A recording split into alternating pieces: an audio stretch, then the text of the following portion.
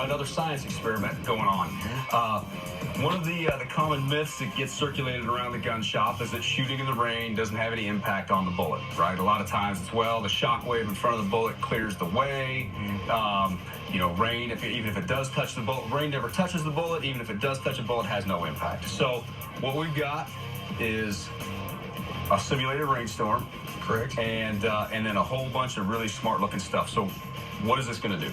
So basically, we've got a linear rainstorm, so we have the most chance of hitting droplet with Schlieren imagery, which is going to provide us with visuals of the shock wave of the bullet, so we can see if the rain is disturbed by the shock wave. Okay. And if the bullet strikes a raindrop, we'll actually see what happens, where that goes. We'll see it all. Okay. All right. Well, I'm really excited to see if this will actually work. We don't know what's going to happen. So let's put a few rounds downrange and see how it all shakes out. Yeah, let's see what we get. All right.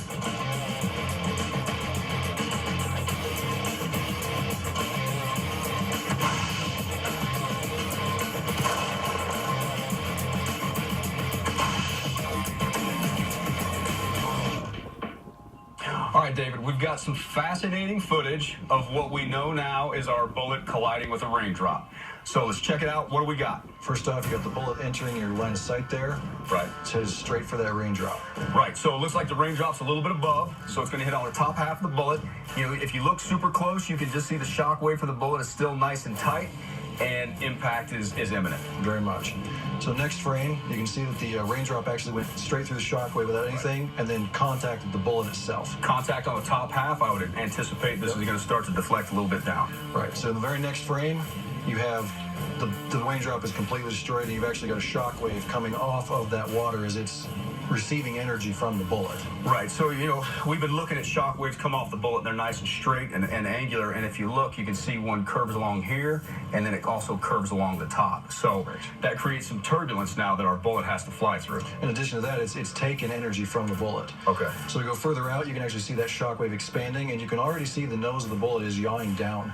Right, in fact, we had some of your smart guys here analyze it, 3.2 degrees downward yaw. And then as we continue forward, you can see that is continuing to expand outward. And now we've got shockwave lines that are still containing waves, so we've actually disturbed the shockwave front on that bullet. Right, so it's not like it's an impact and it's over. I mean, it's carrying the effects of that impact through the flight of the bullet. So a couple of things we can take away from this segment. Anybody says the shockwave of the bullet pushes the raindrop out of the way, that's incorrect. Anybody says the raindrop impacting the bullet has no effect on the bullet, that is also incorrect. This is a 308 projectile, and we calculated it out at 100 yards. It would have a difference of point of impact shift of about 2 feet, which is, of course, incredibly significant. So a little bit of truth coming to you from New Mexico Tech.